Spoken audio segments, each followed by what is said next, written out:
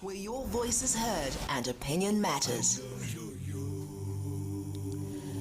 Welcome back, Bantwana Benkosi. We are now with Comrade Voter, Fikile Mbalula. If you want to join this conversation, 08619870000.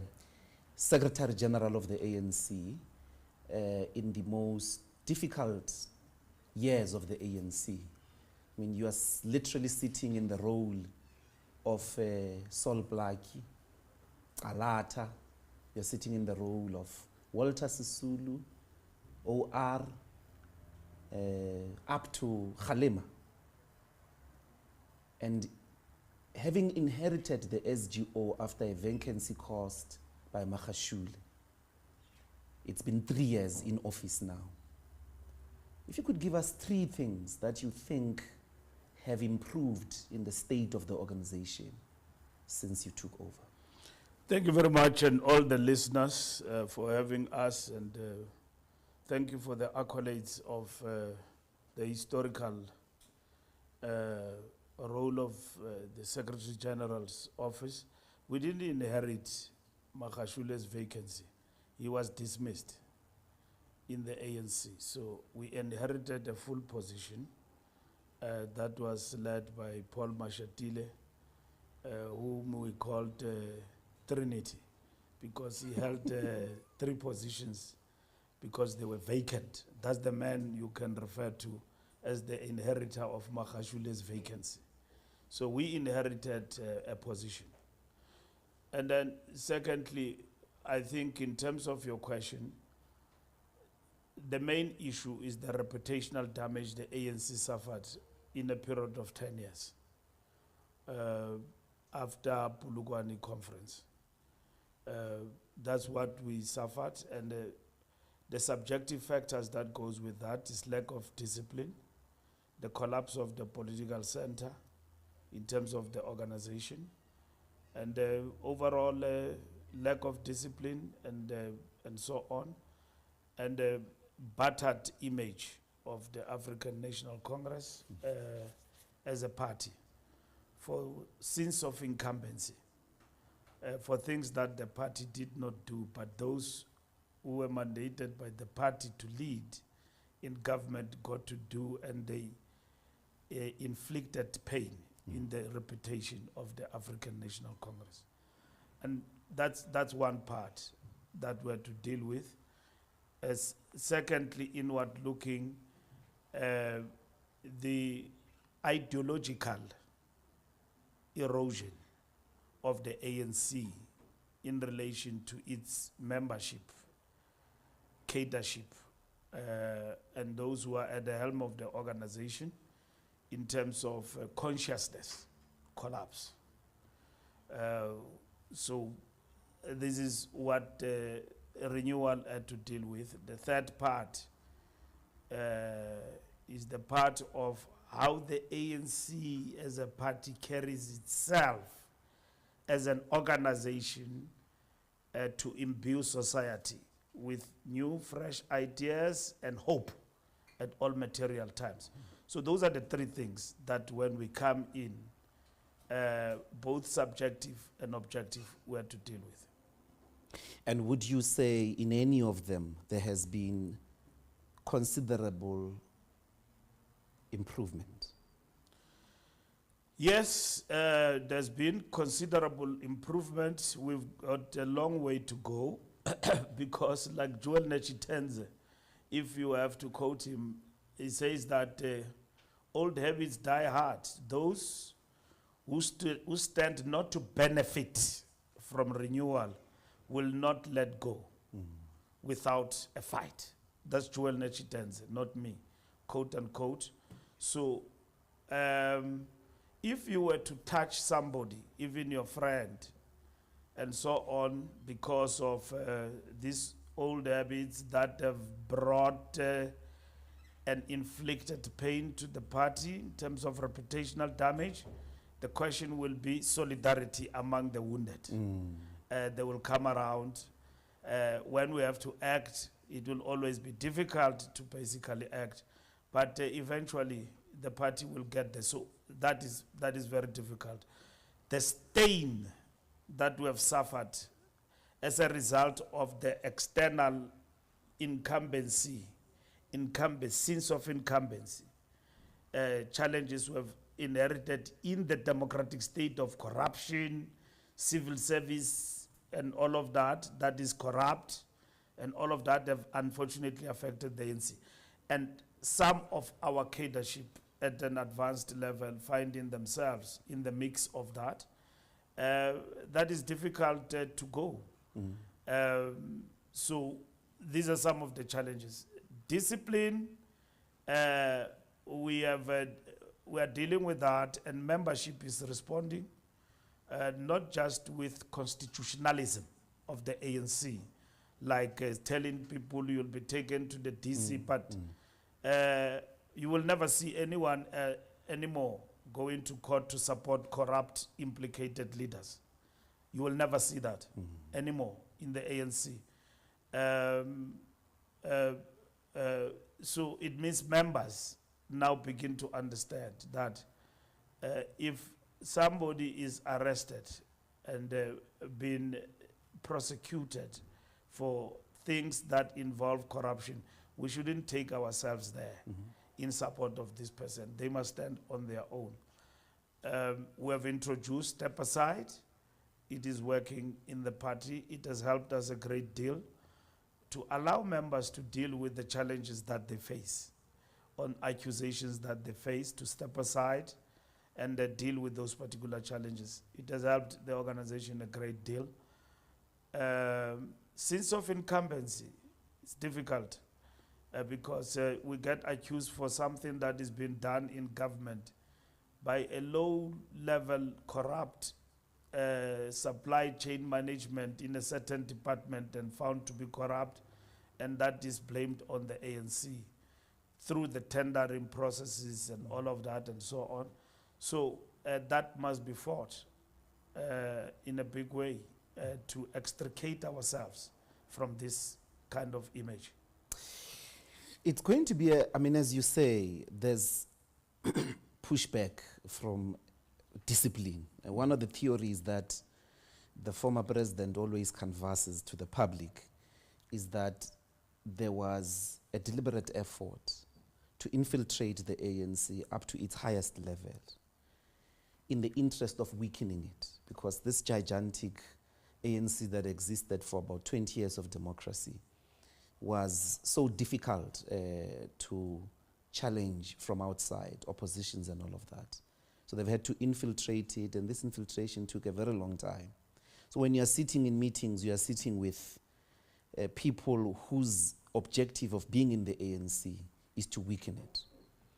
I know that might mean you must purge, but through the disciplinary processes, in the highest echelons of the ANC, let's suppose these individuals are in the top 7, are in the NEC, how precisely do you envisage that you will be able to extricate yourself if they hold very, very strong positions, and some of them may be precisely the positions that need enforcing of discipline? Let me be simple with you, Doctor. In the days of apartheid, our struggle was infiltrated, and then the enemy planted enemy agents and agent provocateurs in our ranks. And they were singing the same songs, and then they were wearing our T-shirts. They were the most militant, not afraid of the enemy, and yet they were in the payroll of the enemy. But we managed to find them because it was easy to identify somebody who comes from outside with a different culture and with ill intentions. And where they were found, we dealt with enemy agents and provocateurs. But they were there. In the period of freedom, where we have to open up our organization like that, tendencies of infiltration are not as clearly defined like enemy agents and comtsotsis and provocateurs, whom we will see provocateurs, we will say in the township, as Kwel. Comtsotsis will be chasing bakeries. in order to give a bad image to our struggle internationally, that the ANC in South Africa is leading a struggle by targeting people in what we call soft targets. So they were just giving a bad reputation to our thing, to our struggle. Today, they operate from within. And that has been the long-term game plan that we have known. And that's why the name counter-revolution. So those tendencies have always been there, doing an ANC things over a period of time. You know, things like today, the people who extort people in business, that pay 30% here if you want protection for your business to be safe in the township. You're building a third road here, a person have got a tender there. Those comtsotis come there and demand 30% without doing anything. They are there in the system. And then by day, they are ANC. You see this person, very respectable person, is an ANC activist. By night, is extorting poor business people who have gotten their own tenders, doing business in the townships on their own right because they've got the capacity. Bayazizama abantu bakaThixo, abantu baseMzantsi Afrika. Comtsotis will come there and extort 30% from them for protection. And these are thugs which have found easily their way into the challenge of mortgaging of the ANC that we talked about as early as 1996 when Kgalema Motlanthe delivered the organizational report. So quick to your answer, what do we do? The systems and the policies that you put in place, like renewal, like Joel said, if you enforce them, you run with them, they will fight them, but at the end of the day, we'll deal with them one by one, and they will define themselves outside the parameters of the organization. But it seems to me that the party needs some form when it declared a renewal. It's been saying that for a while, but at some point it was as if it's putting a state of emergency situation that either we renew or we die. And I'll give very practical examples. What do you do? What really do you do with these characters that you are naming? Are we likely to see disciplinary actions against such characters where the party, because the party doesn't have to convict a person on the basis of beyond reasonable doubt. It has to do it on a balance of probabilities, in which case you just need circumstantial evidence. Now, I'll give you a very practical example, SG. The Minister of Police writes a letter, December 31st, when you were busy preparing for your fireworks with your children, to disband, number one, a political task team, and says it must disband immediately. Two, freezes crime intelligence, the appointment of crime intelligence positions. You are a minister of police, you worked in the state, that's a blatant incident of police political interference. Cyril takes his action, very well and good. What has the ANC done? If the ANC is so serious about renewal, since December 31st, New Year, we are sitting here, the ANC, through its own mechanisms of renewal, Senzo seems to be still attending your NEC meetings, still in deployment, a person that on a balance of probabilities should have been held accountable of this action. Maybe it would have done an easy job for the head of state. The ANC processes have kicked in since this matter has come to the public domain, and they are fully observed. Integrity Commission and all of that he explained himself there in terms of his actions. Once the Integrity Commission makes up its recommendations to the NEC, we'll then be able to take a decision. should we have taken drastic steps to suspend anybody? Perhaps the ANC should move to that gear in the future, looking at these matters as they happen.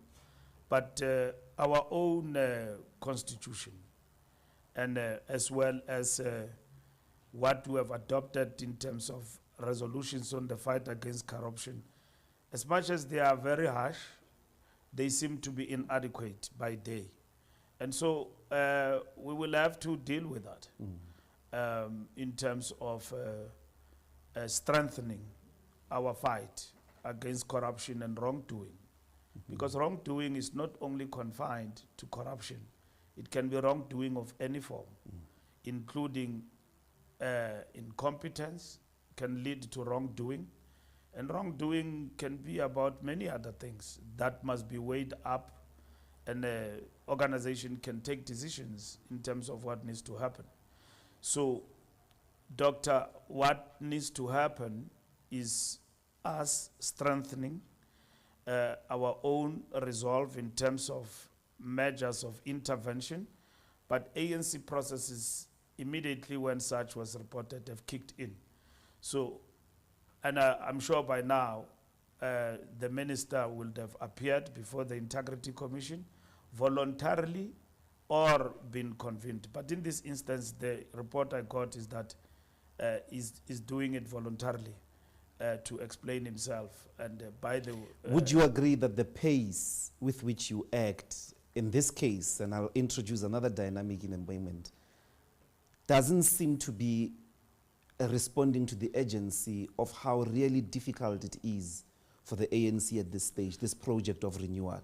I mean, if you are waiting for 6 months, 8 months to respond to a letter he has admitted he wrote, he doesn't say he didn't write it, and he doesn't see anything wrong with the fact that he told police, do not make appointments that are operational. This is an instance of clear political interference. If the pace of the movement that is trying to renew itself is such that since the new year, no, no, Doc, let me correct you. I see you want to put me in the ad hoc committee or Madlanga. And you will not be putting Mbalula, you put the ANC. Let me explain to you, Doc, and which is what the ANC supported and why. And first, any allegation must be tested in a competent court of law. That's one. In as far as allegations, how they affect the party image and reputation, they are subjected to integrity. It's not a disciplinary matter, it's an integrity question. And then when allegations are made, a process of how those allegations are dealt with set in motion, and which is what we supported. They have been tested. Now, I don't want to argue or not argue to respond to your question about what is operational and whether the minister erred, and we can come to a conclusion that he interfered. I will be doing what we said we won't do, giving a running commentary and putting ourselves in the commission. That's the question that the commission itself must probe. It cannot be us and all of that. And the second one is the allegation that the minister is not only surrounded, is in cahoots with cartels. Yes. But also the commission must equally define these cartels. And we see these things now unfolding in the commission, a report's been made by operatives and all of that. And with all the information, which seemed to be very scientific, should then lead us to the conclusion of whether or not the minister erred.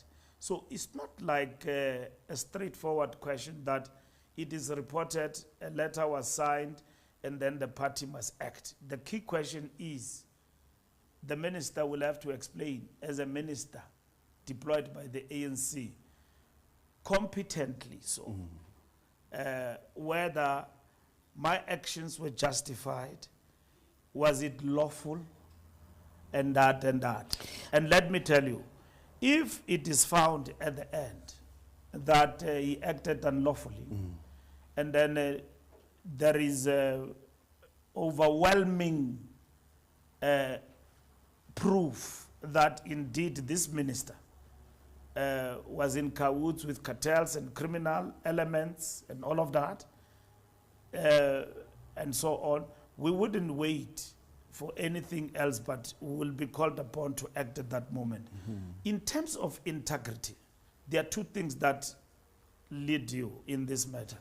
First, it's your conscience as an individual, leader, and a member, to say that this situation should actually happen with me At home. at home. And then that's the question of Yeah, now conscience. utamagadi bodyguard. Yes, Just state. no mamela. The second one is that you can be pushed, which then you can fight back legally and say that no, I am not supposed to be where I am because in terms of the following prescripts in law, I'm being treated unfairly. And he will win in that regard. Let's leave Mkhunu SG. This, my concern is the pace. ANC's own efforts to jealously guard for its value system, not to be violated, not to be rubbished by ministers, by people in the administration who call themselves ANC members. Isn't it true that you are always acting so slow?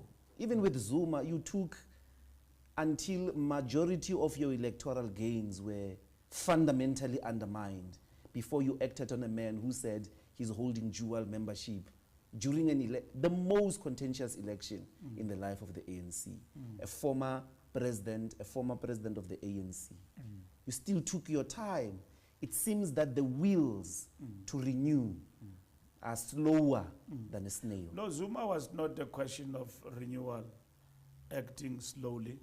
It was a question of an individual prone to litigation and how you deal with him in relation to that.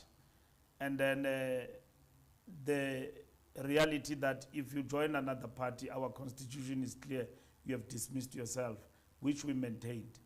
But Zuma was doing it deliberately to bring a complexity to the ANC and a difficulty to dismiss him. But it was ill-discipline. Yeah, it was ill-discipline. Zuma, even now, I'm in court with Zuma.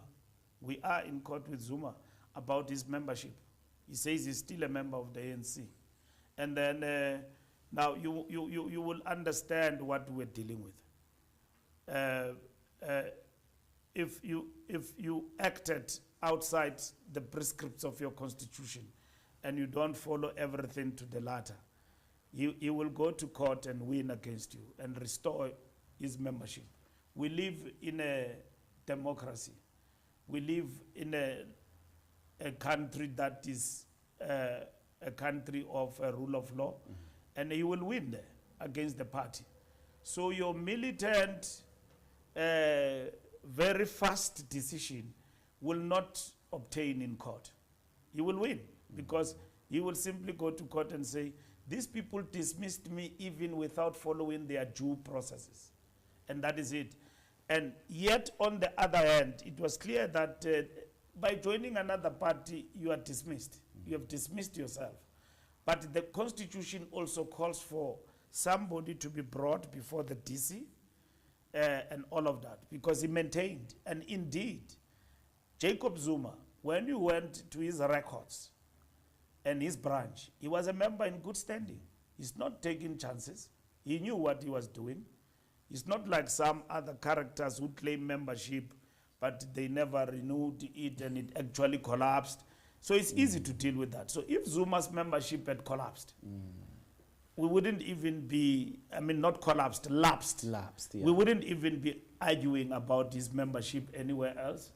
It will just be taken as such.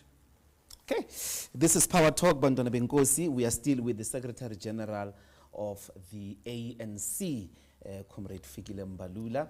We're going to go to the news. When we come back, we'll try to get the SG's views on the GNU and Donald Trump. So stay tuned to the news with Wonga. Power News. In the top stories, the South African government is working through diplomatic channels to secure the safe return of 17 South African men stranded in the Donbas region of Ukraine. And auditing firm PricewaterhouseCoopers has told Parliament's Standing Committee on Public Accounts that it played no role in advising the Road Accident Fund to change its accounting standards. Good morning, I'm Wonga Ndopu. The South African government is working through diplomatic channels to secure the safe return of 17 South African men stranded in the Donbas region of Ukraine after being lured under false pretenses of employment.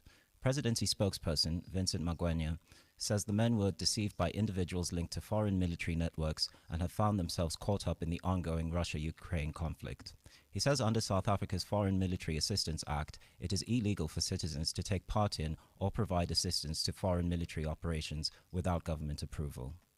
The President and the South African government strongly condemn the exploitation of young, vulnerable people by individuals working with foreign military entities. Under the Foreign Military Assistance Act of 1998, it is illegal for South African citizens and entities to offer or provide military assistance to foreign governments or participate in armies of foreign governments unless authorized by the South African government.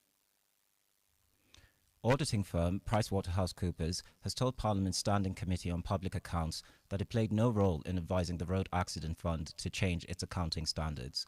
SCOPA chairperson Songezo Zibi says the committee is probing whether the RAF board acted lawfully and sought proper advice before making the decision. The RAF has since spent over 20 million rand on litigation against the Auditor General over the matter. Zibi says contradictions remain between what the RAF told the courts and what PwC has stated to Parliament. Summons have been also issued for the former RAF officials to appear before the committee. The chief problem at the Road Accident Fund is that it is underfunded. What the Road Accident Fund did then is that they came up with an accounting policy that wasn't actually helpful to the underfunding of the Road Accident Fund, because it basically said that unless TT is about to be paid, the provision in the balance sheet does not need to be made. And of course, they've got over 430,000 people that they are not progressing to the point where they are about to be paid, and that allows them to say, well, our balance sheet is not so bad, but it actually is. Human rights lawyer Tato Gavane from the organization Section 27 says it is deeply disappointing that nearly a decade later, learners in many Limpopo schools are still forced to use unsafe pit toilets. More than 10 years after 5-year-old Michael Komape tragically fell into a school pit toilet and died, teachers and learners in parts of the province continue to face poor sanitation and unsafe infrastructure. However, despite several deadlines and even a High Court order compelling the Department of Education to act, little progress has been made to eradicate pit toilets in the province. Speaking to Power this morning, Gafane made these remarks.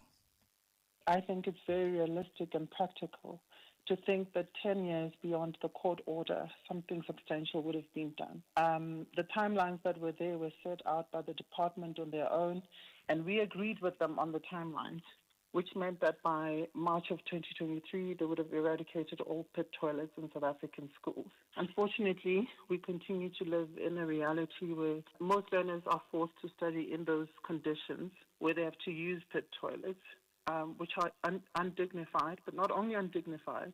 You would remember that the court order declared that pit toilets are also unlawful in South Africa because they violate a number of constitutional rights.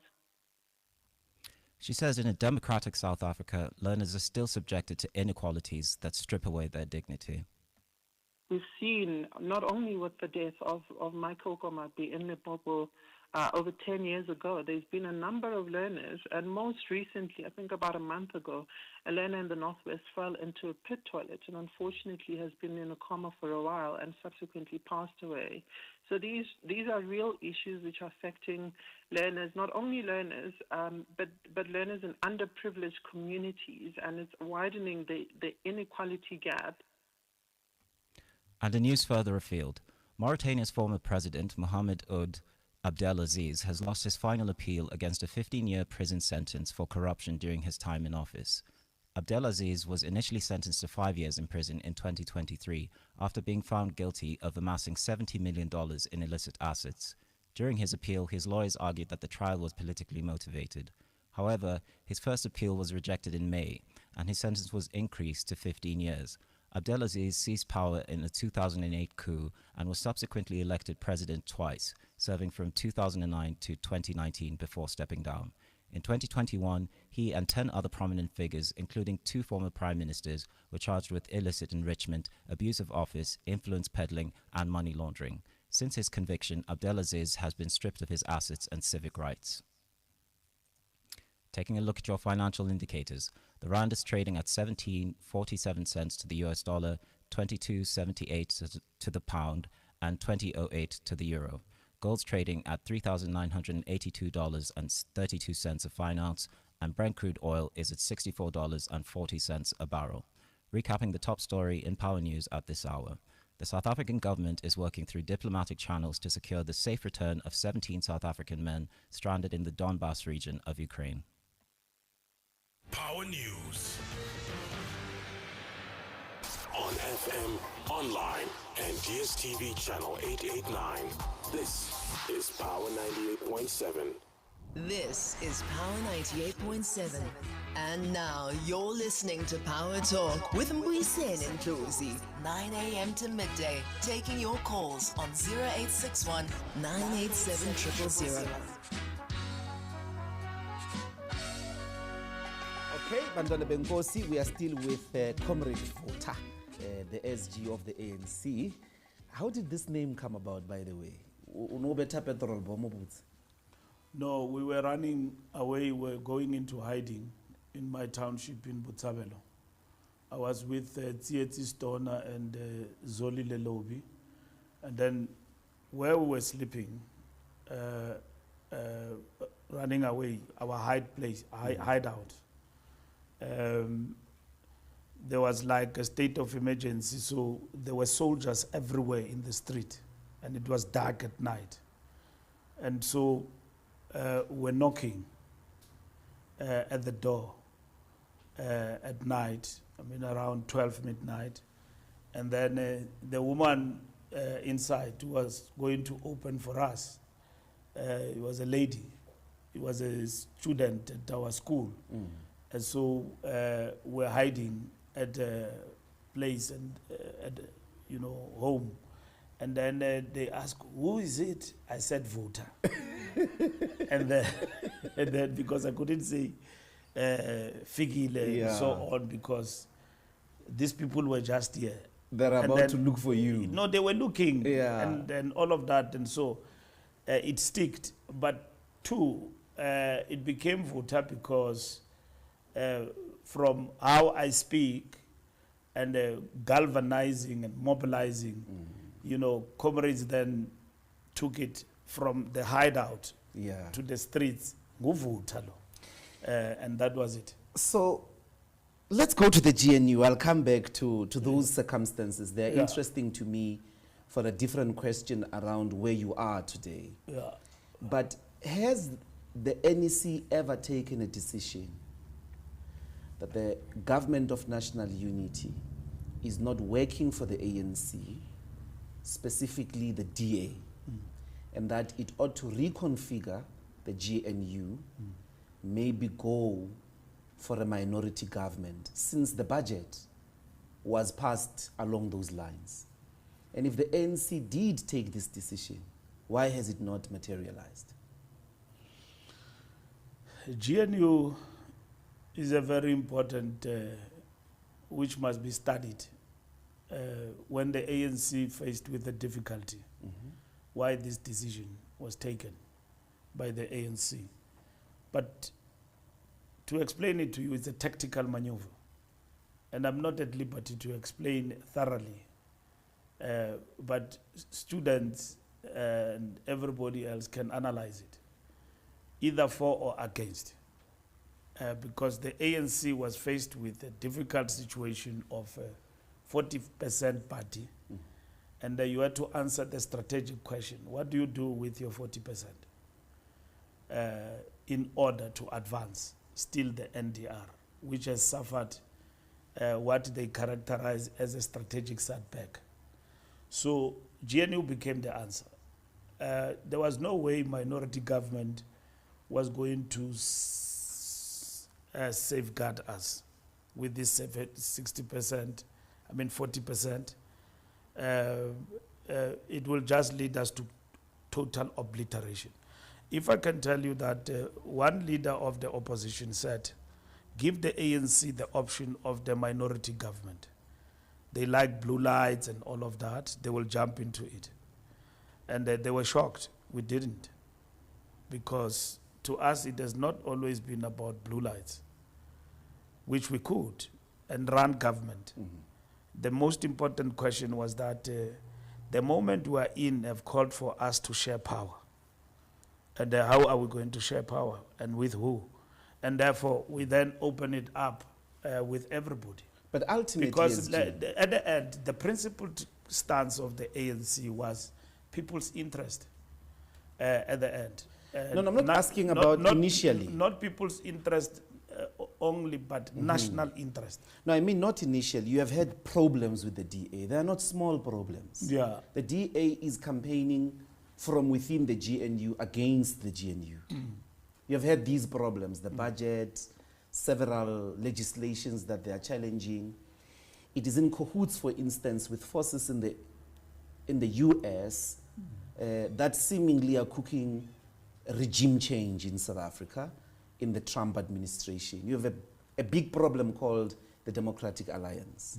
Hasn't the NEC said recently to look into this problem? What do we do? The DA left us hanging on the budget vote. You've got to understand. Have you decided? Yeah. And that's my question, really. Hasn't the NEC recently taken a decision to reconfigure the GNU in favor of a minority government? Because in any way, when push comes to shove, you have had to use minorities. There's no such. Reconfigure, there is nothing like reconfigure in favor of minority government. That will be disastrous for a party of 40%. It will be disastrous. In what way? Because you passed the budget without the DA.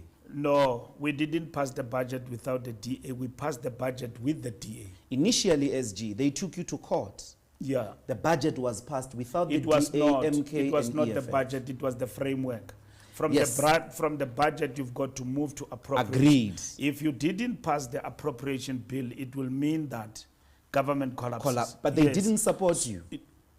They voted against the framework, what you are calling the framework, they the voted against the framework. bill. They voted for the appropriation bill In the later end. on. But and that is why But the first able one to where they collapsed it in court or through court, you passed it in the House without them. That was meaningless, Ndlozi. It's like claiming easy victories. The fact of the matter is that with 40%, that's what I'm characterizing, you cannot advance in reality whatever you used to without others. That is the fundamental Minority question. government means you marshal enough political parties to be at 54, 53%. You got this percentage with Action SA that was willing to stand with you. You didn't need the massive numbers of this animal which is sabotaging you from within. With Action SA and everybody else, we were not going to be able to pass the appropriation bill without the Democratic Alliance. And that is not the issue you are asking. But the appropriation bill requires 50 plus 1%. No, that is not the question you are asking, by the way. The question you are asking is, are we in cahoots with the DA and knowing very well what they stand for? We are not. No. I'm asking if you have recently decided to reconfigure the GNU. Yes, I was dealing with that. Reconfiguration means resetting the button. Yes. How do you deal with the challenges that you've got and within the GNU, and also avoid what nearly happened with failure to pass the budget that could have led to the collapse of government. That is what the reconfiguration means. In reality, what it means is that resetting the button, and at the same time, how do you still continue to safeguard power without gravitating to complete collapse? In terms of your governance? numbers on the floor, 50 plus 1%, which is a simple majority, is what you require for majority of those decisions in Parliament.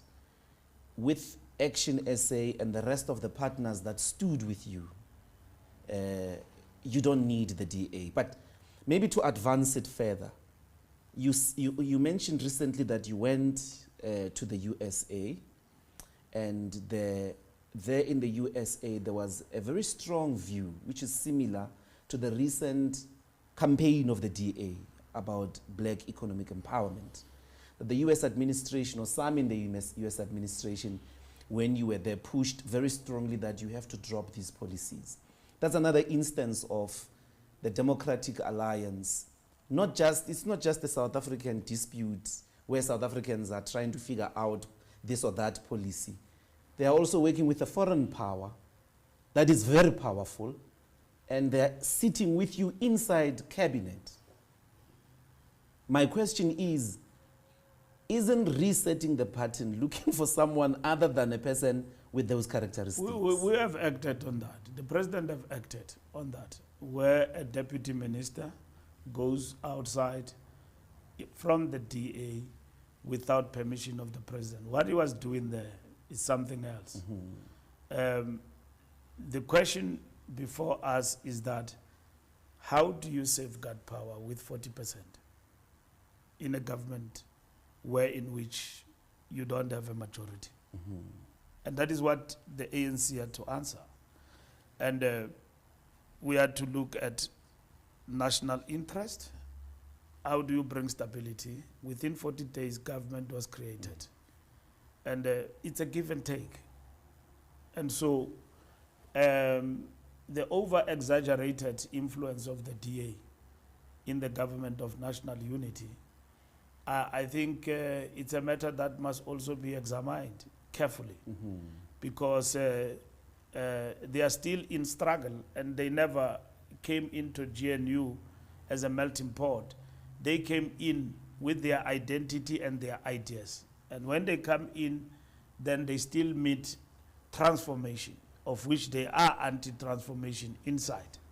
So that's the nature of our governance that we have now, but we still are able to have a stable government and things running properly. So we are not threatened by the DA, and we are confident that we will be in a position to do a whole lot of other things in this arrangement and working with others as well. The US, your trip in the US, are you able to take us into confidence?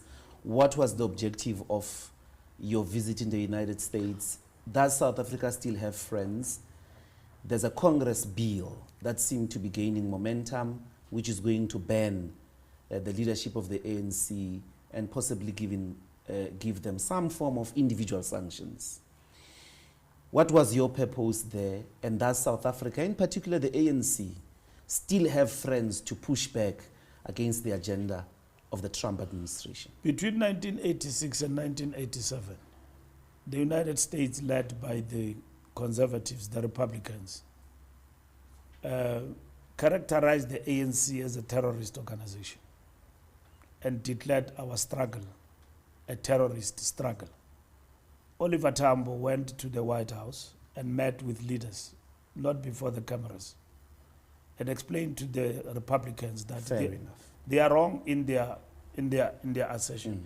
By the way, Bozelli, who's going to be an ambassador if it's going to happen here in South Africa, sent by Donald Trump, was one of the proponents at that time who was actually pursuing that line, that we are a terrorist organization. Now, it is not the ANC, it is our country that it is said to be involved in a genocide. So we've got to engage with Americans from all pockets of power inside Agreed. the White House and everybody else. And that is what we're doing, including talking to our friends in the United States who are in the anti-apartheid movement. As you will have seen, Jesse Jackson and everybody else starting to talk that there's no genocide here in South Africa. And even ordinary Americans saying that this is madness and all of that. So there are South Africans who were born here in South Africa, who some of them are inside the White House, who carried this thing to the President of the United States. And there are South Africans who are outside the White House, who are in the pockets of the state and others outside. Like Elon Musk? Yeah, like Elon Musk and all of that, who said that this. And one of the things that they said is that we are passing laws that are racial and all of that. So BE they mentioned, affirmative action they mentioned. Why do we need such laws? You've got people like Gary Player, who basically just the other day said that why do you still need triple BE? And when there are checks all over and all of that. This is the person who for the rest of his life have been a beneficiary of a system that oppressed our people with all his golfing skills. I admire the old man, I like him and all of that when as Minister of Sports. You like racist SG? No, no, I like. I mean, he's working I like the so hard no, I like, to undermine the democratic state. Yes. I like the sport that he plays and how he plays it, but it doesn't remove the fact that he is anti-transformation. I won't move quickly to say he's a racist because that on its own, it's another discussion. But anti-transformation, he is. He has not given himself time to understand that 30 years into democracy, inequality in our country has actually deepened. And if we've got to implement laws, let's take land, which is one thing in terms of amending Section 25 of the Constitution for land redistribution. This country will collapse. If you want to see white people running in their numbers out of this country to United States, redistribute the land. And then this country will turn into rebels like Zimbabwe. So Zimbabwe, Mugabe, there what he did. There mustn't be land redistribution. There will be land redistribution. That struggle, my friend, is with me and you. And they are going to run away from this country. Because of when we do things with our power and majority, which we don't have right now, and the DA is there to push back that from happening, they are going to run. They are going to take their money and go. There's going to be capital flight and everything. Today, we think we are totally liberated. We are not. Because the power of the economy is not only in the hands of the few. You press one button, what happens in the bond market? This thing will be gone. Zuma reshuffled a minister whom he has made now a chief whip in parliament for weekend special. And ask him a question, Zuma. Zuma, who goes around, call himself a revolutionary, a great leader. He meets Traore and then and all of that is a great leader. Ask him a very important question. Ask him to come to the show. Ask him, why did you reverse the decision of weekend special and went to fetch Pravin Gordhan? Why did you do that? Because you are the most militant, advancing leader of the free, Africa and all of that. Why did you reverse that decision?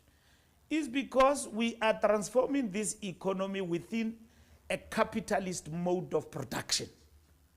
And that mode of production is not in favor of the poor. When Mbeki said that South Africa is a country of two worlds, they attacked him. That is mad. This Mbeki they praise now. That is the best president we've ever had. Go to the books and history and read and Google. Mbeki talking about South Africa and the two worlds. A country in one with two worlds in it. Who attacked Thabo Mbeki about that and said that he's actually deranged. They used the word deranged. Yes. And then Jacob Zuma. But you don't want to be confused, SG, to being land redistribution cannot be pursued because we are scared white people are going to no, leave. it must be. Okay. The question is, when we get our majority, what are we going to do about it? We did have our majority, 2/3, and we're supposed to advance. The agenda of regime change doesn't arise because of Ramaphosa is the president of the country now and Mbalula and everybody else. It is ever present. It's not going to change. And they will continue with that agenda. And the DA is a mouthpiece, not only, but the stumbling block and to getting rid of this particular ANC bit by bit. Now, the question is, when we get our majority back, what are we going to do about it? Will you get it with the DA that is doing all of this right next to your hip? We will get it because our people have not gone to the DA and they don't believe in the DA. The DA is not expanding as a party. It has actually saturated. And it has tried everything, including getting a black like me and many others to be at the helm of that particular political party in order to gain the majority. They've used Mmusi Maimane, they've used everybody, up until they went back to who they are. Because Freedom Front was knocking in the doorstep. For the first time when they tried to erode the base of the black masses of this country, the DA lost numbers. And Helen Zille had to come back. On his way out, she had to shut the door and come back. And then Mmusi Maimane and them were put into the streets. And then that's where it is. So they will never, at best, our people will stay away from us. And that is what is the existential threat we are facing. And our people, why will they stay away from us? They will stay away from us because when we are given power, what do we do about it? Do we look like a furniture?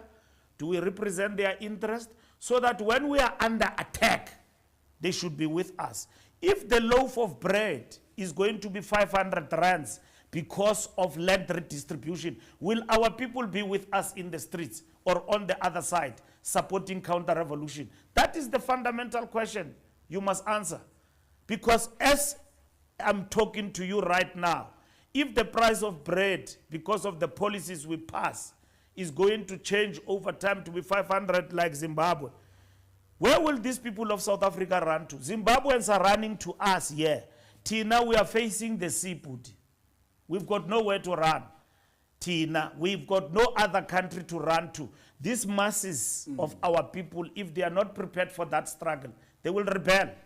So I am saying, do something. And Bayayazi, Mbeki is correct. Former president is correct when he says we're infiltrated. But also counter-revolution knew apho bazawusibamba khona sibancinci khona. Basibambe phi? Basibambe nge-economy bhuti. That's where it is. But SG, I hear all of that, but maybe you do want to say, then how do we get the land to represent the demographics of South Africa in terms of ownership? With all these fears that you are putting, it sounds like you're saying the ANC is in a corner, helpless, it doesn't know what to do. We are not in a corner. The ANC is a struggling organization, is a fighting organization. The real weapon at the disposal of the masses, of our people. So, and therefore, the question is, if the ANC were to be wiped out, like it happened in Grenada with another liberation movement, and all of that, wiped out, which is what they want. Which is what they want. The question is, this NTR we talk about and people don't understand what is it about. It will not be on a reversal. It will mean that our struggle and our hopes are gone. So that's why we can't allow corruption to become a defining feature of the liberation movement. Because we will fall faster than we would have imagined. Because what they said in 1994, except that they said we'll force faster like Mbeki said, they said, we know will expose them to these mega resources of the state. They will fight and trip over them, which is what is called tenders. But umnotho, the real one, will be with us. Let them fight with tenders, 2 billion and all of that, and get corrupt, produce bureaucratic bourgeoisies. They are not even bourgeoisies. These people, you call them tenderpreneurs. They are not. But they are coming out of the system that we have been in charge of. And that is what we must fight decisively. If we don't, this revolution will not just be on reversal, will be annihilated. And this vehicle, the ANC, its disappearance in the political landscape, the key question, will you have another ANC to build, to pursue this particular struggle? It will be very difficult to do that. So that's why we say renew or perish. So we must draw the line. Yes. And that is what we need to do. I'm going to take calls after the headlines, but two things I'd like to think about during the break. The first one is this ANC facing local government elections in KwaZulu-Natal and Gauteng. Is there a way to recover in these provinces?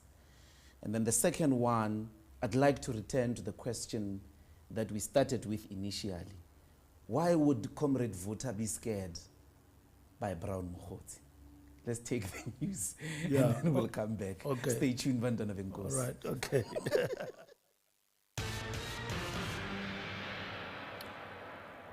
Good morning. In newsmaking headlines, proceedings have entered day 26 at the Madlanga Commission of Inquiry into alleged criminality and political interference within the criminal justice system at the Bridget Mabandla Justice College in Pretoria. Testifying today is Ekurhuleni Chief of Police Jabulani Mapiyeye. Mapiyeye has begun his testimony by outlining his professional background and qualifications. 1983 to 2002, I was a traffic officer in the Greater Benoni. Having have served in various ranks as a young officer when I joined in 1983, I have been through all the ranks of the traffic fraternity until I became an assistant traffic chief in Benoni. Meanwhile, Crime Intelligence Head Mbuyiseni Ndlozi concluded his testimony yesterday. His evidence focused primarily on the work of the now disbanded Political Killings Task Team. And in other news, the head of the Investigating Directorate Against Corruption, Senior Counsel Andrea Johnson, has taken the stand before Parliament's ad hoc committee. This after Acting Police Minister Feroz Kachalia concluded his testimony before a committee that's probing allegations made by KwaZulu-Natal Police Commissioner Nhlanhla Mkhwanazi. Johnson's testimony will focus on whether the Investigating Directorate Against Corruption unlawfully interfered in police investigations or exceeded its mandate, amongst others. Evidence leader, Advocate Norman Aronson, expands on Johnson's testimony. We're hoping that during the course of your testimony you can assist us on at least the 121 case dockets and the relationship between IDAC and the PKTT, and then item 4.1.18, which is to scrutinize the interagency coordination among SEPs, Crime Intelligence, IDAC/the NPA, Correctional Services, Metro Police, and the legal basis for the directives affecting the PKTT, which is a latter part of that terms of reference. I'll have more on these and other stories at the top of the hour. Power Lunch with Kwena Marara Mwabelo. What are the correct steps to take at the roadblock and maybe immediately after? It is completely legal in South Africa for you to record them and not to tell them. You don't have to tell them you're recording to them. We are a one-party state where one of the people could give permission for recording and you are giving permission because you are involved. An audio recording is enough. Put your phone on audio recording, put it on your pocket. You don't have to tell them and they don't have to know that you're recording them, but you should be. Stan Bezuidenhout, who is the road traffic risk specialist. Power Lunch, weekdays 12 to 3 p.m. on Power 98.7. Day 20, awaiting proof of payment.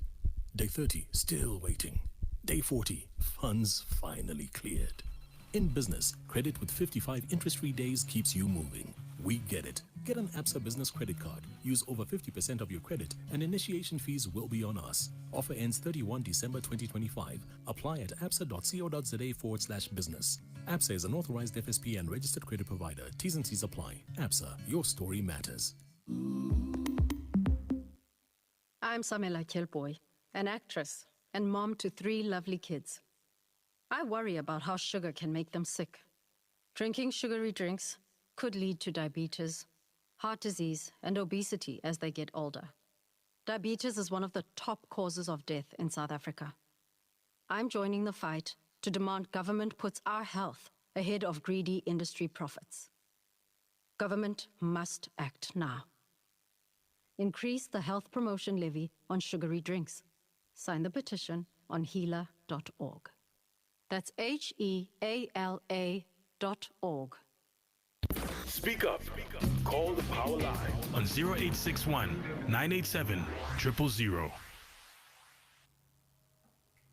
Welcome back, Bantwana Benkosi. We are still with the Secretary General of the ANC, Comrade Voter.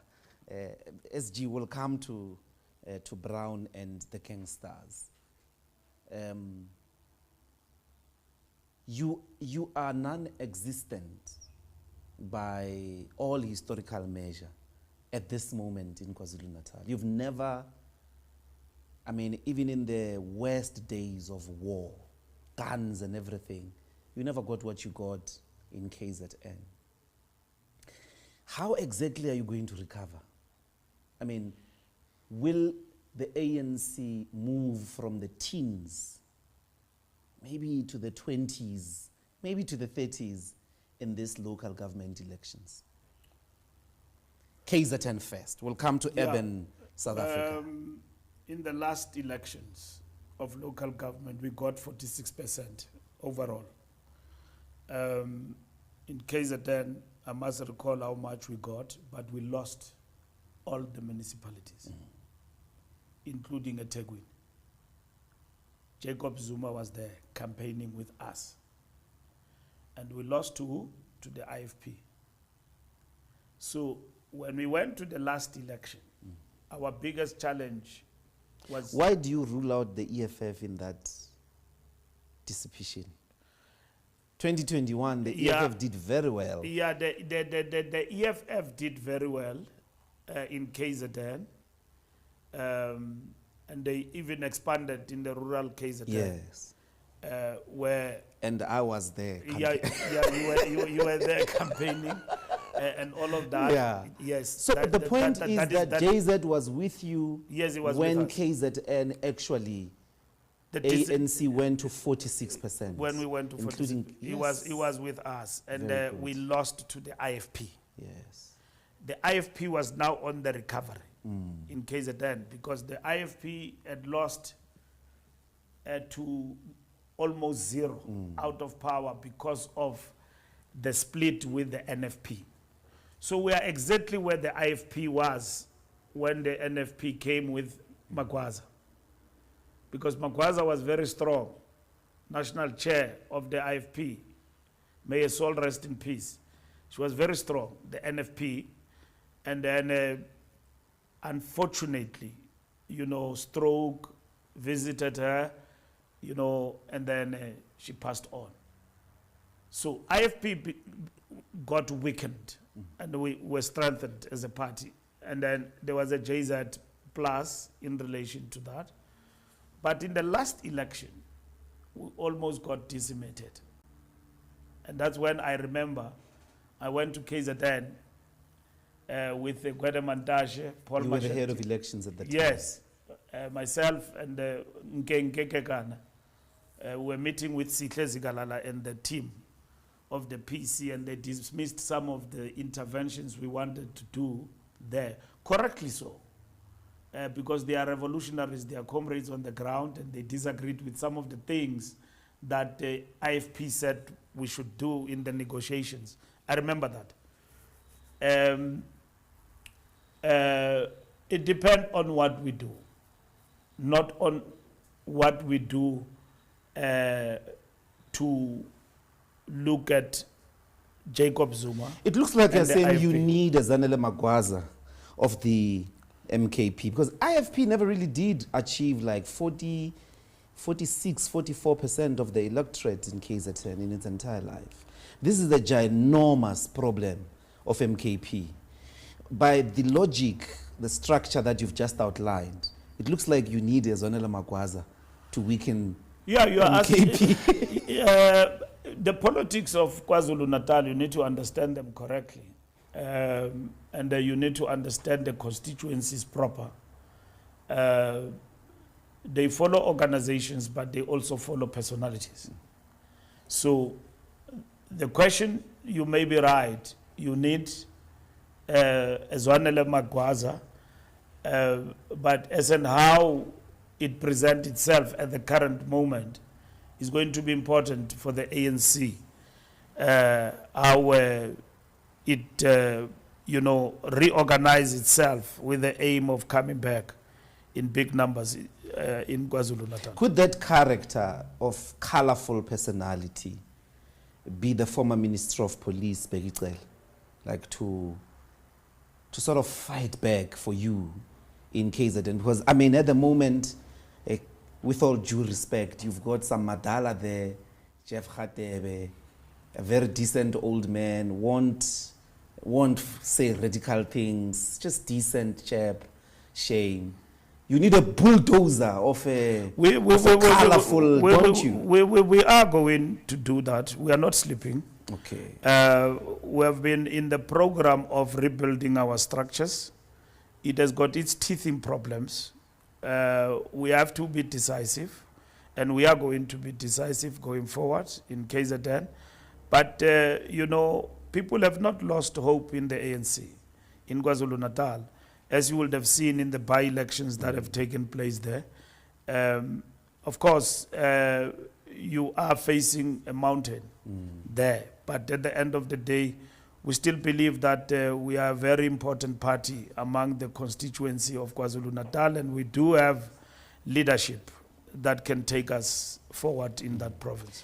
You know, SG, you were a fierce, if I have read the history properly, and I lived very close to some people that were very close to you on both ends.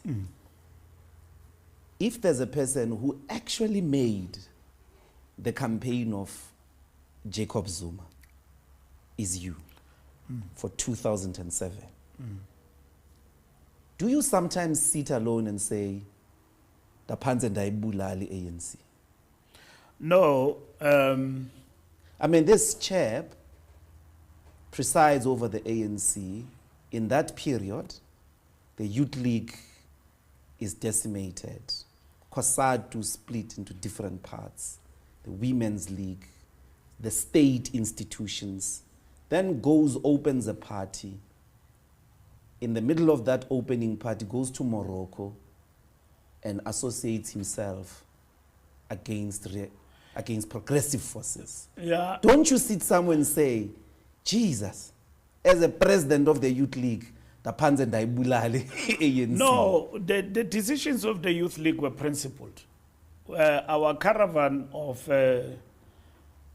2007 was joined by the wounded and people who had their own challenges with President Mbeki. Ours was a succession, and I don't regret that, and I won't apologize for that.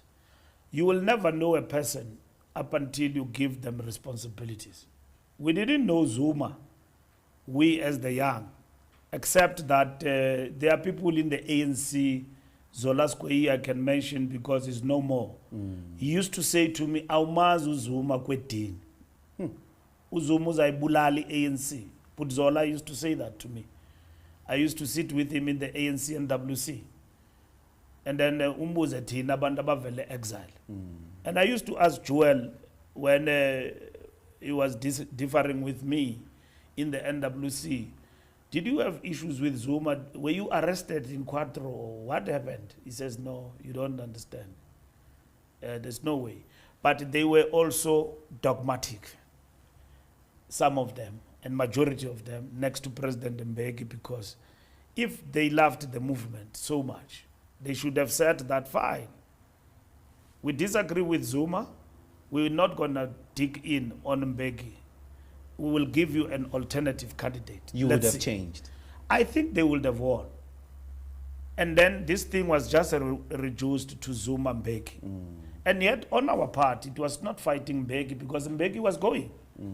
It's like President Ramaphosa wake up tomorrow and say, "Hey, Madoda, I'm ready for third term."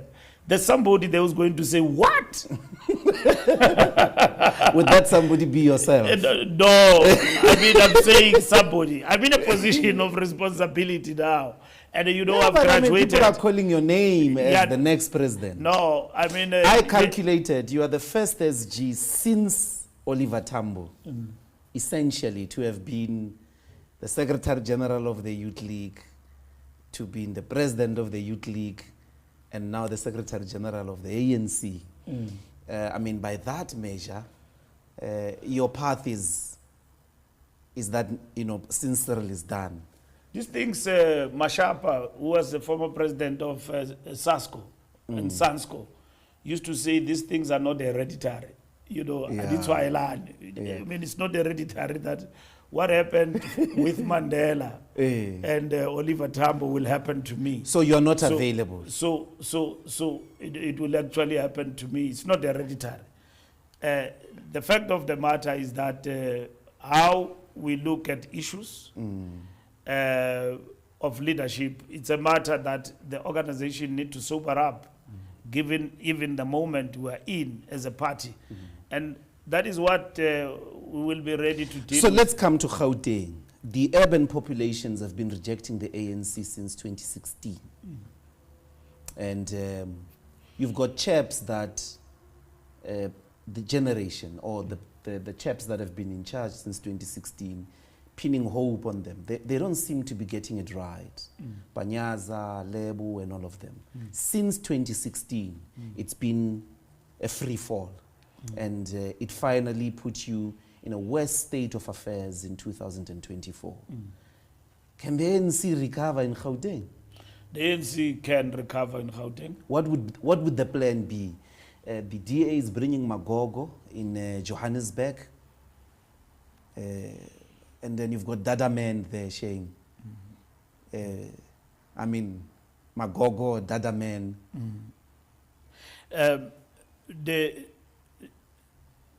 The party that is self-respecting like the ANC, you've got to go deeper to analyze what will it take for you to win back the majority in Johannesburg and many other areas. You can see what others are planning. It's up to you if they set an agenda for you and you go into it. And therefore, you know that if you go into that without thinking, you've been set a trap and an agenda, you go into it, and that's how you collapse. I believe that the ANC, out of this coalition in Johannesburg and so on, have got a lot to offer in Johannesburg. Than the rest of everyone. To put up a reasonable and a decent campaign to win decisively, because it's one thing that has been eluding us. We have been winning, but not decisively. Elections in Johannesburg. If anything, what is before us, which is a danger of existential crisis, is that if we don't do better, it means we will go down. What then? Maybe I conclude with this one. What's scaring you about Brown Mokhodzi? I mean, I didn't. A whole comrade voter, a secretary general, What's scary about this chap? I mean, the allegations, let me qualify it, have been there forever, SG, about your involvement in Botswana's death and all of those things have always been there. What about them resurfacing through the mouth of Brown Mokhodzi propels you to say, I'm in danger? I couldn't believe it when I read that. I'm in danger is an exaggeration of a headline.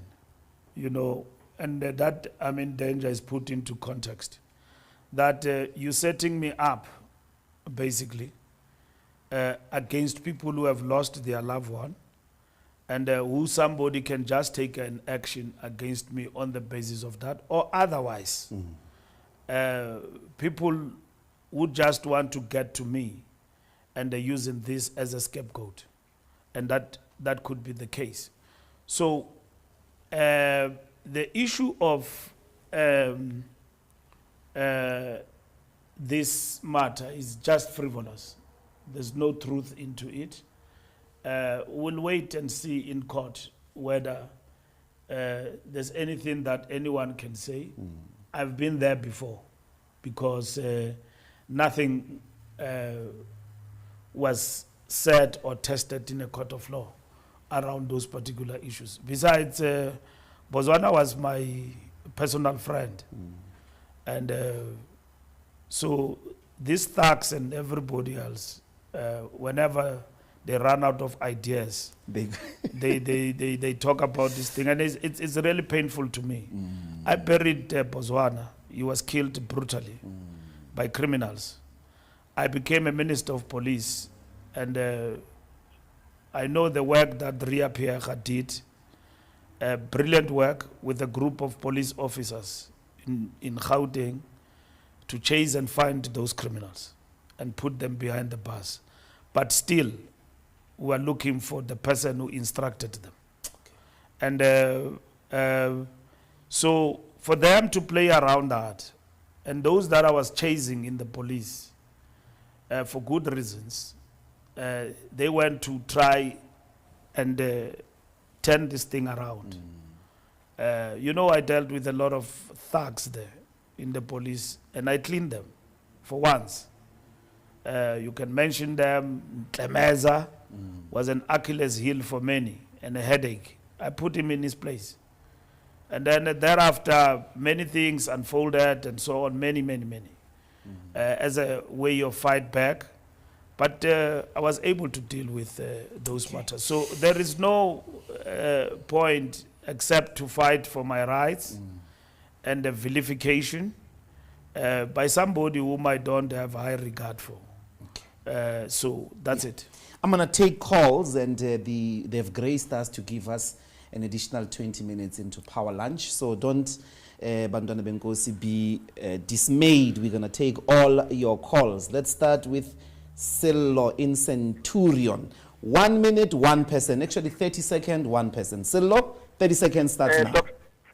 Dr. Ndlozi, thanks for taking my call. Thanks, SG. SG, why is it sometimes you can't be a father and go get drunk, and when you get back, you abuse your kids, and when the wife and the kids disrespect you, and you start saying, no, people are disrespecting me. The reason why ANC is where it is today with this GNU is because you guys forgot the people that voted for you and started thinking now you can start behaving like slave queens. We cannot have that. I mean, right now you guys are not dealing with the CR17 files, yet you are talking about infiltration. Open those files and you will find what infiltration is. Look at SAPS now, what we are dealing with. Let's deal with issues that are real here, and let's be realistic towards each other if you guys want our votes back in your hands. Thanks, SG. Thank you. And then we're going to take Milton in Hatfield. 30 seconds starts now, Milton. Thanks, Dr. Talani. Also, welcome to the SG. The SG there, I become very concerned when I hear you speak about the land issue now, saying that this is an issue that has to be addressed by the next generation. Because first of all, when you created policies, especially policies that has to do with transformation, land was the focus area of which you wanted to be able to expropriate. But now you are saying that there is an issue for another day. Because let me put it to you right now, when you talk about capital flight, the whole purpose of creating BEE was to be able to create a group of entrepreneurs who will be able to sustain the South African economy when we get to a point of repossessing the land, so that capital flight happens, but will still be protected. Because that is why the apartheid infrastructure was sustained, because they created entrepreneurs who were able to create jobs. But now what BEE has created, instead of creating jobs, we have created people who just buy cars and don't think about the fortunes of this country. Thank you very much. What is the plan? So what is the plan then, SG? if you are saying that you can't expropriate land, because land is the cornerstone of wealth creation. Thank you. Mtanenkosi. That's Milton there. KD got Deep Kloof. Doctor and the Secretary General, thank you. From what you were saying, Tagombek, and what he is saying, what is true is that it's more possible now for him to be half honest and appear honest in other issues. But at the core is this. If the ANC as an organization had been true to its principles and used what they gained from apartheid, utilized it effectively, it would not be in this situation today. And the issue now is that the ANC should invest in human capital who is going to be able to be what it is originally planned to be. Okay, thank you, KD. The SG is going to deal with that. Let's go to Ephraim. Go, Alex. Dr. Ndlozi, thank you very much. SG, I'm very disappointed. I wish I can cry. When you talk, you think about we can vote ANC again. That will never happen. ANC destroyed this country from heaven and earth. Where is our ESCOM? Where is Telcom? Where are the buildings? I'm from a place called Marachani in Mpumalanga. We were having Marachani College. If you go there, we used to have the functions, our trumpets, all those things. You can cry when I see that.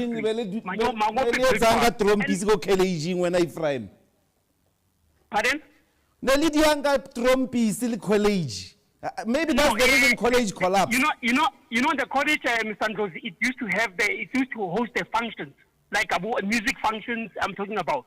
So we didn't have anything. We have that college. It have a big hall.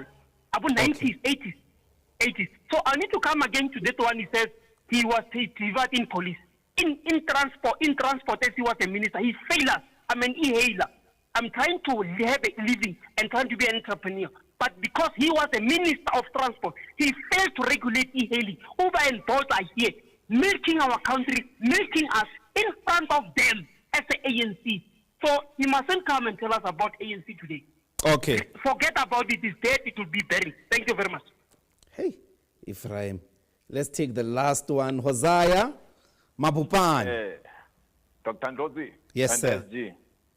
SG, please take the people on the ground serious and discipline your members. You can't tell us about a roha when we have to engage with them.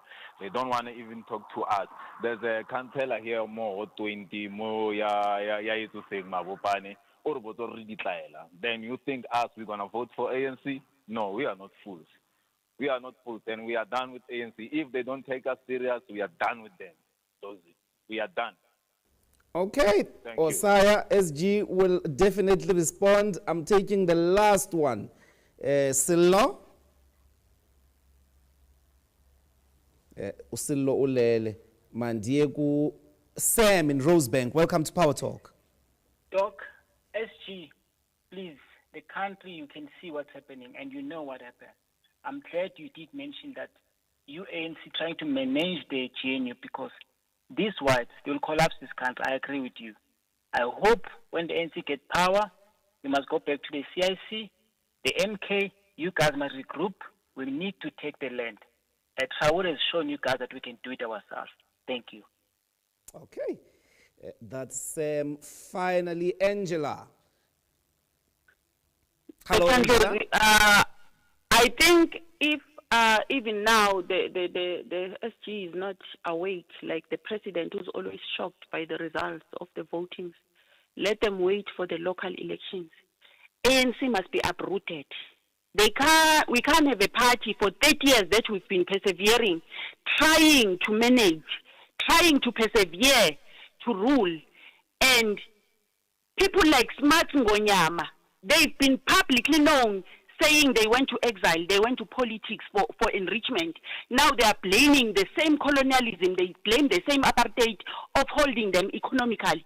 I'm talking about billions that have been looted by ANC members. If they cry of infiltration, how were they infiltrated as caterers of ANC? I saw we South Africa can show their votes, all of them in the local elections. We must uproot these people. We don't need them. We can't be fall for the rest of Africa. We can't with ANC. Let's give other people who are capable to rule a chance. Thank you. They are incapacitated. They are drunk with power. That's what is happening. All right, Angela. Thank you so much. It's 11:59 and Kwena has given us the grace SG to use the next 20 minutes into Power Lunch to deal with what I think is a lot of frustration on the ground. But Comrade Vuta is here. Stay tuned, Bantwana Benkosi. And we want to also again repeat those special gratitudes to the Power Lunch team for allowing us to eat into their time. We're going to take the news elsewhere, and the SG will deal with all those grievances. Stay tuned. Power News. Top stories this hour. Ekurhuleni Metro Police Chief Jabulani Mapieya has told the Madlanga Commission that the powers of municipal police services are not equivalent to those of the SAPS. Meanwhile, the head of Investigating Directorate Against Corruption, Advocate Andrea Johnson, has taken the stand before Parliament's ad hoc committee. A very good afternoon. With the news at midday, I'm Wonga Ndopu. As Ekurhuleni Metro Police Chief Jabulani Mapieya continues to give evidence before the Madlanga Commission of Inquiry, he has told the Commission that the powers of the municipal police services are not equivalent to those of the SAPS. He explains that Metro Police officers do not have the authority to conduct investigations. In his testimony, he also outlined the organizational structure of the Ekurhuleni Metro Police Department and detailed the functions and powers of municipal police services. Whereas SAPS members have the power to investigate crime and criminal activity, the municipal police service members do not have those powers. They may not initiate nor conduct investigation into any alleged crime. When the municipal police learn of a crime, they must report the same to the local police station. The head of the Investigating Directorate Against Corruption, Advocate Andrea Johnson, has taken the stand before Parliament's ad hoc committee. This after Acting Police Minister Feroz Kachalia concluded his testimony before the committee that's probing allegations made by KwaZulu-Natal Police Commissioner Nhlanhla Mkhwanazi. Johnson's testimony focuses on whether the Investigating Directorate Against Corruption unlawfully interfered in police investigations or exceeded its mandate, amongst others. Evidence leader Advocate Norman Arendse expands on Johnson's testimony.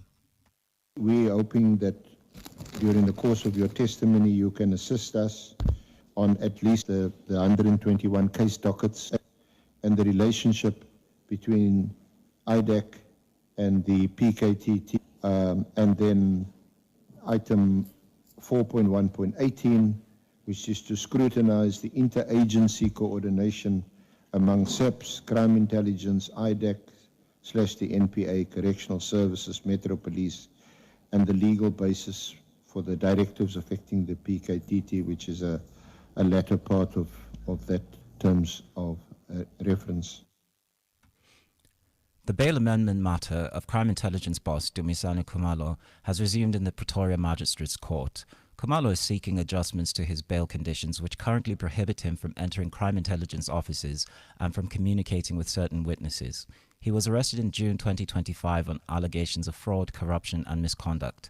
Earlier this year, proceedings in the bail amendment hearing were delayed after the presiding magistrate recused himself, citing his involvement with the Madlanga Commission of Inquiry. Presenting his argument before the court earlier today, the lawyer representing Khumalo's co-accused made these remarks. First and foremost, we are saying, in terms of legal principles, whatever review that they lodge doesn't have any bearing to the Section 63 application. What the state is effectively doing is tantamount to refusing the accused access to the court. The accused have their right to bring the application in terms of Section 63. And if the state is of the view that the review that they intend to bring has a bearing on the Section 63 application, the alternative route would have been for the state to approach the High Court and suspend the Section 63 application. The C20, which is an engagement group for civil society under the G20, says working groups were able to develop policy proposals for global leaders at the summit later this month. Chairperson of the C20, Thulani Chefuta, says a policy pack has now been put together. The C20 is holding a media briefing in Pretoria today ahead of the G20 social summit next week. Chafuta says the C20 was able to bring together highly competent individuals and has been inclusive in its deliberations. Our working groups worked tirelessly to produce those policy briefs, which policy briefs were then consolidated into a policy pack. And that policy pack has been summarized into a declaration which has consistent messaging. Taking a look at your financial indicators, the rand is trading at 17.49 to the US dollar, 22.81 to the pound, and 20.09 to the euro. Gold's trading at $3,964.45 a fine ounce, and Brent crude oil is at $65.59 a barrel. Recapping the top story in Power News at this hour. Ekurhuleni Metro Police Chief Jabulani Mapieye has told the Matlanga Commission that the powers of the municipal police services are not equivalent to those of the SAPS. Power News. On FM, online, and DSTV channel 889. This is Power 98.7. This is Power 98.7. And now you're listening to Power Talk with Mbuyiseni Ndlozi, 9 a.m. to midday, taking your calls on 0861 987 000.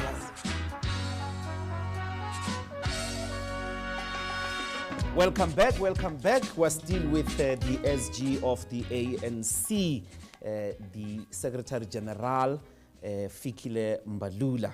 And we took a couple of your calls. I don't want us to take any further time into Power Lunch, SG, but a lot of very strong feelings and frustration on the ANC. And maybe as you deal with them, you want to shed light on precisely in what forms is the ANC as well intervening against people who are not delivering services. And I'll give an example because I thought that was going to be a trend. The Free State ANC dismissing people on the basis of the fact that they are not delivering. Not step aside. But that you've got a mandate, you must achieve it by such and such a time. You are not meeting targets. But also you have got these expenditure items that are dramatic. To rebuild this confidence, we're going to put you aside, put competent, integral people. I don't know if you want to speak to that. That there's something, I mean, it happened in the Free State. It seems isolated. It looks like something you do want to elevate because it is uncharacteristic. Doctor, thank you. I think some of the reflections need to be qualified in a sense because when you make a sweeping statement that these people must go, you will forget everything else of what is happening around us, and you will take that as the viewpoint of South Africa as a whole. And yet there are so many things that have happened around us executed by the ANC which you cannot justify by simply over defense. You can start from 1994 up to date, even with empirical evidence in comparison to apartheid, that apartheid did so much harm, and therefore we, even with the challenges of inheriting what apartheid's harm has done, we have been able to move forward. And of course, deep in the years of the democratic dispensation, we have indeed veered away, and then we are on our way back. And there are also global factors in relation to the challenges that we face that have had an impact on smooth sailing of the economy. But for us to be realistic, a party has got to be a party that gets to be elected for what it does, but at the same time address the believability. To me, when I listen to some of the callers, it means that the believability story of the ANC has not reached some of the people in terms of the change and the renewal project. For instance, if you take somebody who simply says that you ANC, you are like Smart Ngonyama, who said the following things and all of that, and then somebody talks about BE and triple BE and that BE was meant to create jobs. BE and triple BE was meant to address redress in our country. And at the same time, it was broadened in order to affect everybody. And the ANC have always believed the biggest intervention of this BE is about uplifting the small, medium enterprises, and which is very much fundamental in the economy we are basically talking about. The fact of the matter is that this economy, even with that BE, is nothing near to what apartheid has created in this capitalist system we live in. And the reality of the matter is that we want to expropriate land without compensation, without asking. The question I posed is that today, if we were to be given a majority, will our people be with us when we address this compensation? I mean, this land redistribution program without compensation, if we were to be under attack, will they be ready to be with us in that path compared to Zimbabwe? South Africa is full of people from Zimbabwe because Mugabe there, after 10 years, to basically accelerate a program of land redistribution, something they call land grabs. If we were to do that here in South Africa today, in this economy that we are in, and basically address the question of land appropriation, will the masses be with you when you do this thing the manner in which we want to do it? Because that's when you will see capital flight. And I've said it, and I put my head on the block, that Donald Trump can call whites to America today and say, come here, I've got shelter for you. They won't go. They won't go. But the day we deal with land expropriation without compensation, you'll see them running out of the airport and this country's economy collapsing and then turned into rubbles. And the price of bread that time will be 1,000 rand, and the masses will stand up against you to say this government brought misery to us. Today, we have done all these things that people don't want to talk about and that this government have done. Interventions in terms of basic needs.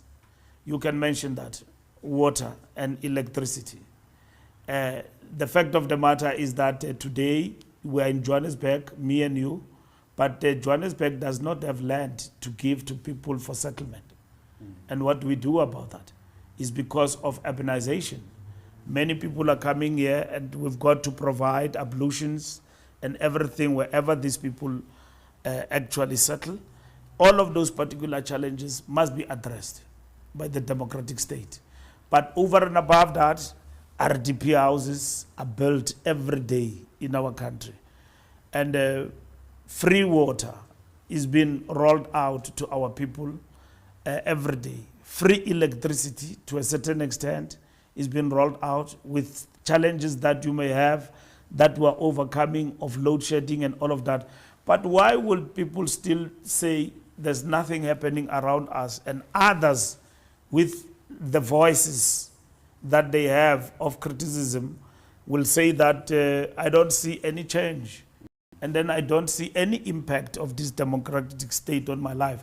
You will say that if you are in the category of the black middle strata, you can afford to have a car, to have a job, to go to work.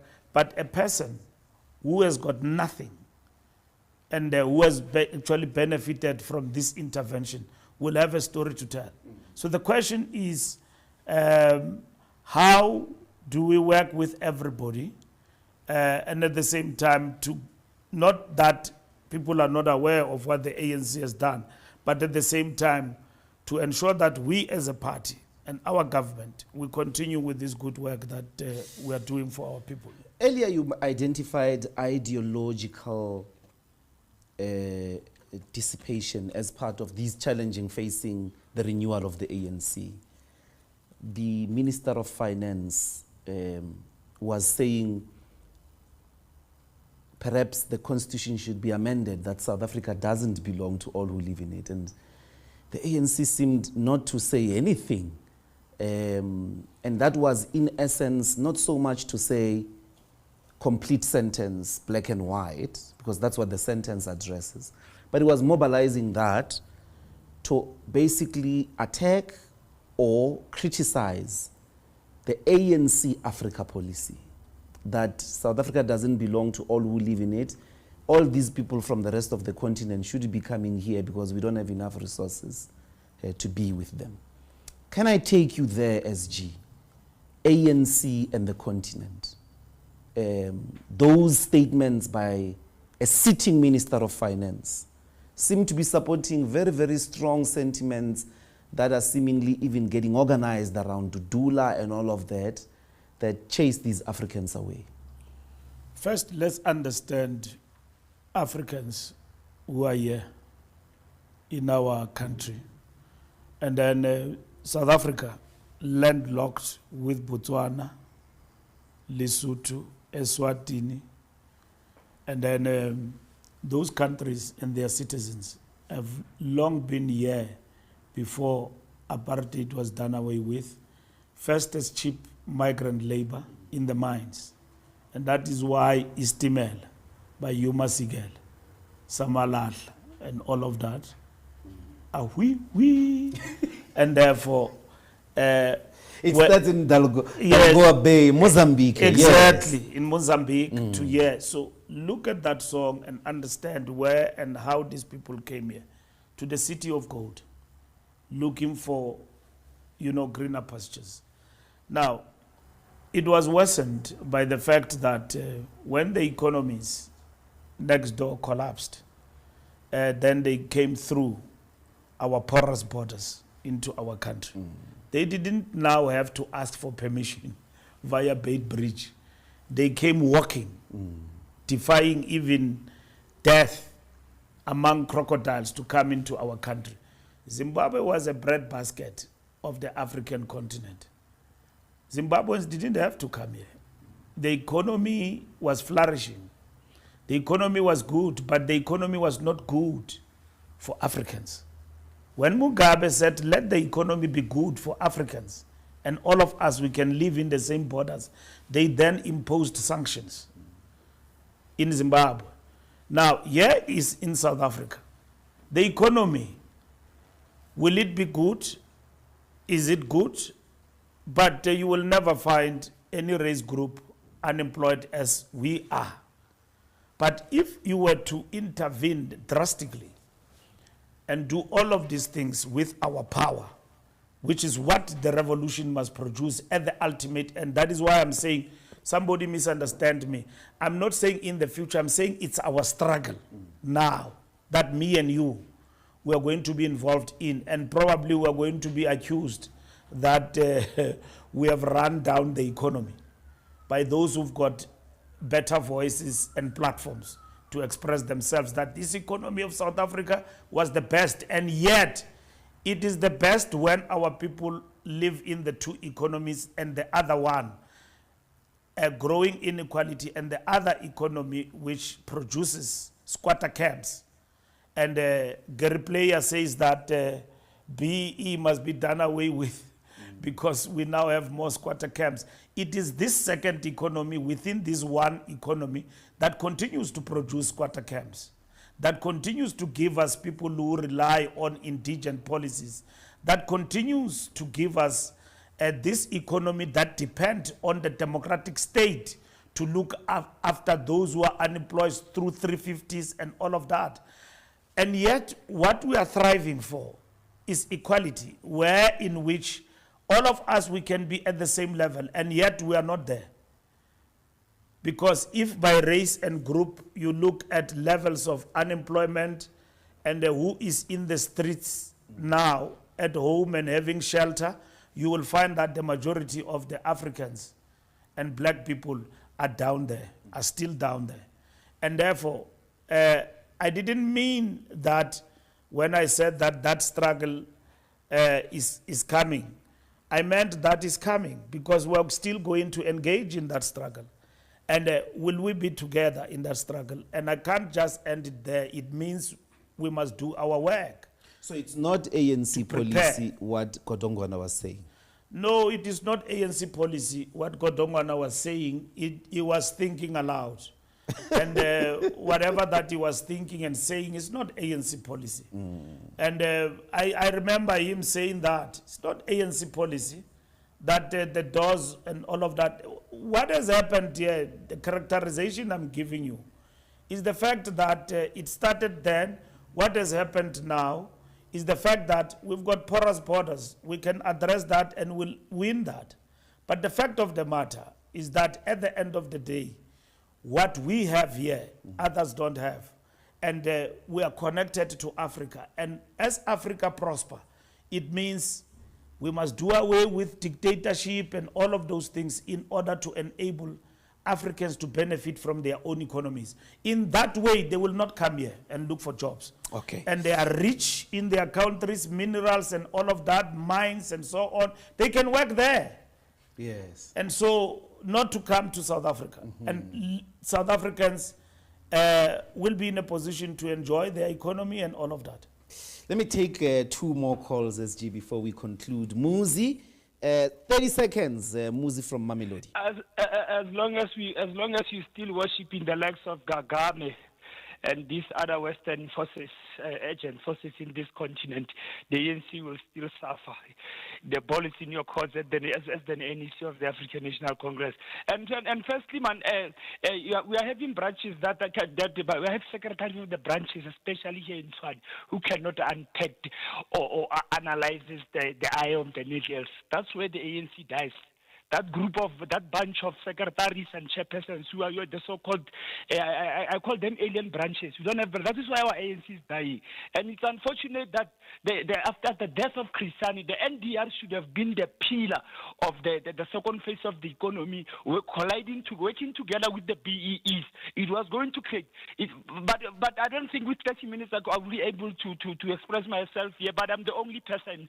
It's unfortunate that I'm the only person here, Comrade Mbalula, that's about the ANC. That's about I'm the only one. Oh, thank you very much. Last one, SG. There's Khomotso here in Johannesburg. 30 seconds, Khomotso. Thanks, Mbuyiseni. I'm calling from across the Mediterranean here. Our SG is really disappointing. Let me say the ANC's SG is really disappointing in his remarks. We have people who come from Nigeria, as far as Nigeria. They come here, they sell drugs freely, they traffic our children. We have people who travel all the way from Pakistan, Bangladesh. I was in a flight with one of them the other day. They come here, they do as they please, while the African child suffers in the business space, especially in the township. But our ANC is very quiet about that.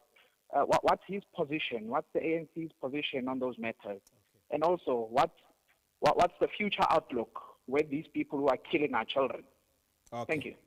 Thank you, Khomotso.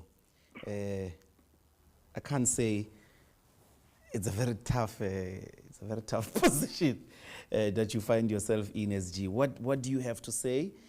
The migration question, it extends beyond this problem of Zimbabwe you are describing, inclusive of people even from East Asia. Well, Asia, the sub-Asian subcontinent, of course, East Africa, and then the Nigerians. I want to add to this question of drugs, because I don't see Nigerians go locationing, maybe some cities, but which is killing and basically rendering the future of this country into tatters. What, in addition to these questions, if you could say something about what the ANC's efforts are around ending Nyaupe in the townships? No, we must do the simplest thing, and which is what we are doing right now. And our government must lead in that particular regard, because we do have policies that are very clear, and we've got operational challenges in terms of porous borders. You don't go to any country, go there, sell drugs and settle, and have a home there without papers, which is what is not the criticism, is the outcry. Even myself is an outcry from myself that today, if we go across the street in Hillbrow, there's a lot of people there, staying there, and who happen to be Africans in their majority. But they don't have papers. They've taken over buildings. Hillbrow, when you go there today, it's not Hillbrow, you know, that used to be. It's full of people without papers. They sell drugs. They do all sorts of illegal stuff. Now, there is no self-respecting nation that allows that. Those people are not there, some of them, because of running from political violence in their countries. They run away from hunger and underdevelopment and unemployment. They found shelter in our country to do illegal things. We must ship them out. We must ship them out. And that is what our people are calling on the part of the state. Because if you don't do that, you'll have doula operations. It's like if the state is not strong enough to intervene in terms of the rule of law, people take the law into their hands. That cannot be a justification, because that means the state is collapsing. So we must act in terms of the laws, but we must equally act to deal with this influx of all nationalities. My last operation at the airport of OR Tambo was to see Bangladesh. You know how far is that? People flying into OR Tambo, not coming by road, you know, through the borders, landing at the airport, and then getting inside the airport and jumping inside the country from an aeroplane. I mean, you can't do that to any other country. Before you depart from here to any other country, you must be confirmed that from your point of departure, that you've got a visa to visit that particular country. So we got them here, and there was a system through the airlines. Airlines had an arrangement, and therefore we send them back. And they are from there, Bangladesh, Pakistan, and all of that. So what people are raising, it's not hatred. South Africans don't hate anyone. Of course, you can have people who do things that make us look like we are xenophobes, we are anti-Africans, and all of that. You can't go to Zimbabwe today without papers. You will be chucked out of that country. You can't go to Ghana.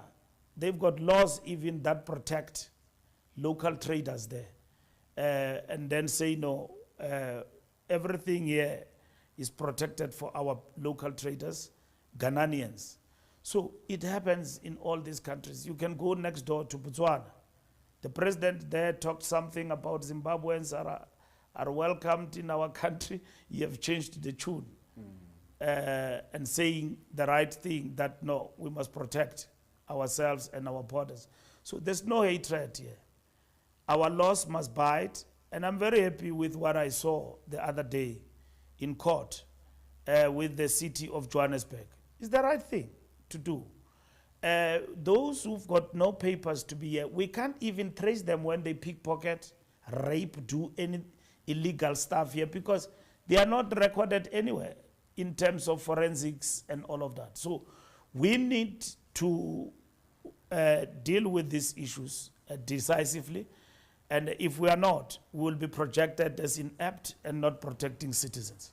Secretary General, thank you so much for your time. I must also thank the Power Lunch team for having indulged us up to this point. It's been a great pleasure to have you here on Power Talk. It was a special one because I suppose the ANC still takes a lot of time, but I'm hoping we will get you back before the local government elections take place. But thanks very much, SG. No, thank you for having us after a very long time. Thank you.